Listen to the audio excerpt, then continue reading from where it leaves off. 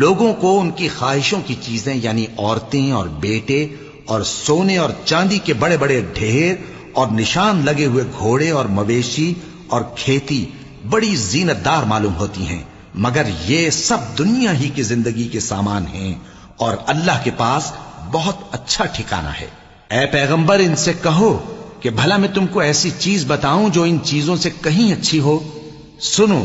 جو لوگ پرہیزگار ہیں ان کے لیے اللہ کے ہاں باغات بہشت ہیں جن کے نیچے نہریں بہ رہی ہیں، ان میں وہ ہمیشہ رہیں گے، اور پاکیزہ بیویاں ہیں، اور سب سے بڑھ کر اللہ کی خوشنودی۔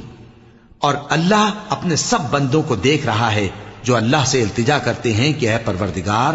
ہم ایمان لے آئے سو ہم کو ہمارے گناہ معاف فرما اور ہم کو دوزخ کے عذاب سے محفوظ رکھ۔ یہ وہ لوگ ہیں جو مشکلات میں صبر کرتے اور سچ بولتے اور عبادت میں لگے رہتے اور نیکی میں خرچ کرتے اور اوقات سحر میں گناہوں کی معافی مانگا کرتے ہیں۔